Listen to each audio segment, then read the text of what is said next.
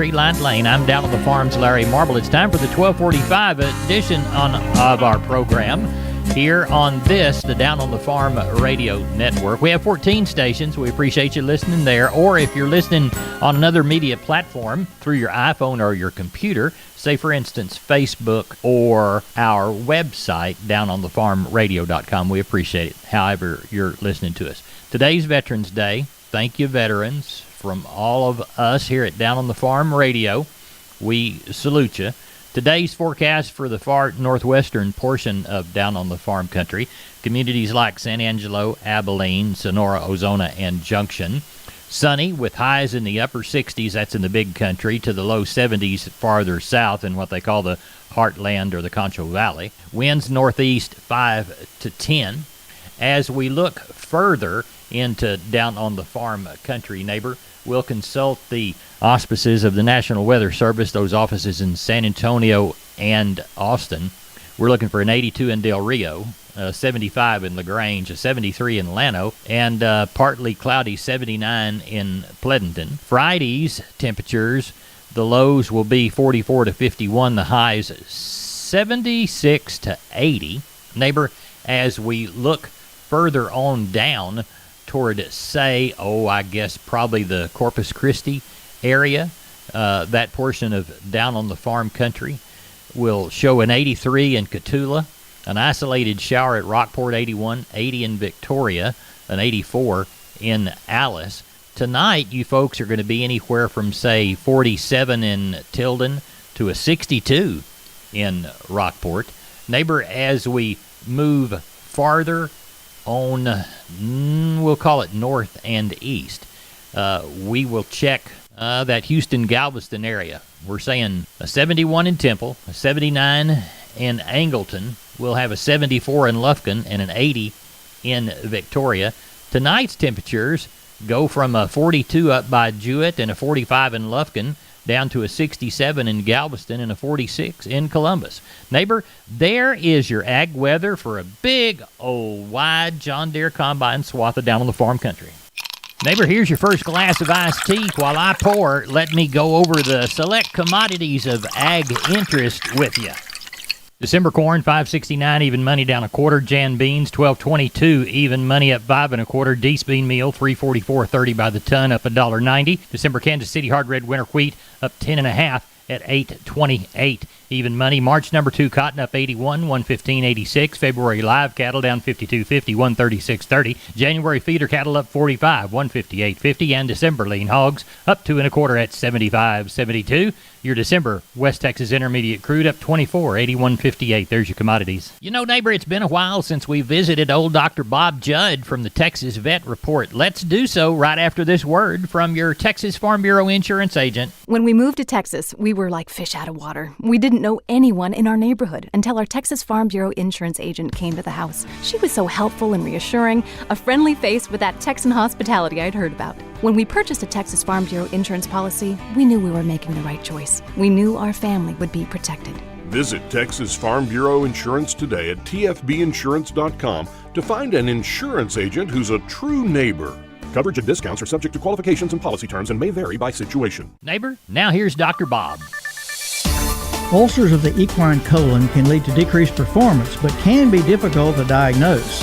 Hello everyone, I'm Dr. Bob Judd with Texas Vet News on the Texas Farm Bureau Radio Network. And Dr. Frank Andrews indicates in The Practitioner that colonic ulcers can lead to a decreased appetite, dull hair coat, mild colic, and intermittent diarrhea. Due to the vague symptoms and difficulty in diagnosis, many horses have these symptoms for months before being diagnosed. One study of over 500 horses that died from other causes indicated that 44% of non-performance horses and 65% of performance horses had colonic ulcers. Current treatment and prevention includes reducing bulk in the diet, providing coating and conditioning agents for the GI tract, avoiding abrupt dietary changes, reducing stress, and minimizing the use of non-steroidal anti-inflammatory drugs, especially phenylbutazone. Dr. Frank Andrews indicates in The Practitioner that stress and non-steroidal anti-inflammatory drugs are the most likely cause of colonic ulcers. Certainly, horses traveling to shows have some abrupt dietary changes, regardless of how hard you try to prevent it, and these changes can increase the risk of colonic ulcers. A lot of horses with colonic ulcers exhibit clinical signs that could be caused by other diseases, like a decreased appetite, mild colic, fever, and intermittent diarrhea. All of these symptoms are also common with a horse that has stomach ulcers, and a scoping of the stomach is indicated to rule out this problem. Colonic ulcers are difficult to diagnose, but a fecal occult blood test has been shown to be 72% accurate in diagnosis. The right dorsal colon can be examined using an ultrasound, and if the wall is thicker than normal, ulceration and inflammation is likely present. Metamucil, omega-3 fatty acids, and sucralfate have been shown to help with healing these ulcers.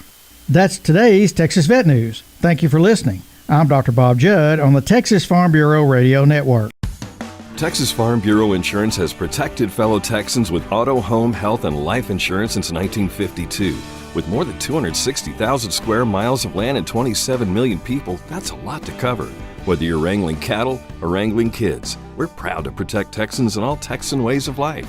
Visit Texas Farm Bureau Insurance today at tfbinsurance.com to get insurance for Texans by Texans. Coverage and discounts are subject to qualifications and policy terms and may vary by situation. Neighbor, I do believe it's time for Hop Sing to serve us a chicken fried steak, some jalapeno gravy, Nanny's yeast rolls, and a cold cucumber salad. I'll pour the iced tea. Hop Sing will handle the coffee because he's got that stove mitt in his hand, and I don't want to burn my hand. Let's talk to Carl Herman. I think he was getting warm yesterday because the sale was really hot. Carl, talk to us about it. You know, we had a good sale yesterday.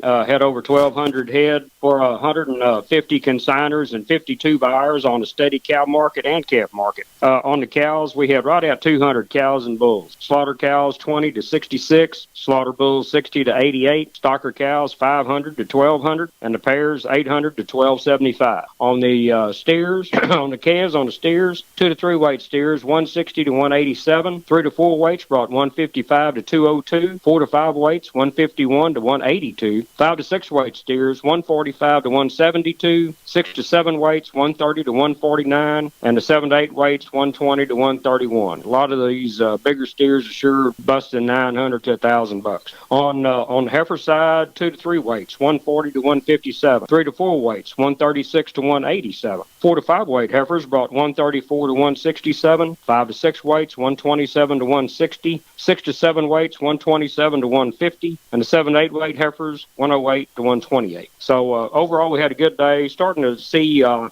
little cleanup, Larry. It's getting kind of towards the end of the year, and went to a few places Tuesday and Wednesday that they sold the big ones, the middle ones, and the small ones too. You know, it looked like the cleanup's on. We've still got green grass and quite a bit of it, and there's a lot of people that are kind of tending to hold their cattle just a little bit longer because we hadn't had a frost yet, and they still got some grass. That's okay, but I wouldn't go too far with it. I'd go ahead and try to, while the prices are good, try to get them marketed and save those cows while they still got some green grass to graze and go into the winter in good shape. Well, next week's the last chance before Thanksgiving that they can sell cattle, right? We've got a sale next week, and then we're off next week for Thanksgiving, and then we've got 3 sales in December. Tell everybody how to contact you. Okay, my number is 979-820-5349. Call the barn, 567-4119. If you're in the Giddings and surrounding area, call Max Ebner at 540-8676. Carl, we appreciate you. Appreciate the conversation. Yep. We'll talk to you next week. Enjoyed it, Larry. Thank you. Bye-bye. Bye-bye. Hey, neighbor, here's a quick reminder from my friends at McCoy's. You know, Western red cedar can be used in a variety of applications from siding to decking, even as indoor paneling. For folks ready to tackle a DIY project, red cedar is a great choice for decks and play sets, particularly because of its naturally occurring thermal properties which keep the wood cooler to the touch. That's no small feat on a summer day in the McCoy's States of America. Check out the building plans and videos at mccoys.com and get started on your next DIY project using Western red cedar. Available at McCoy's Building Centers. Go to mccoys.com for information. Find the McCoy's store near you. Neighbor, let's take a look at the grains courtesy of John Tuggle. Milo through Corpus in November, D's plus 85, 1168. We'll call yellow corn through Corpus in November, D's plus 95, 664 and a half. Hard red winter wheat through Houston in November, D's plus 70, 887 and a half. And Houston beans November delivery, January even money, 1216 and 3/4. 18,901 bale of Texas cotton came in at 115.18. That's it for Down on the Farm. I'm Larry Marble, your neighbor. Neighbor, good day to you.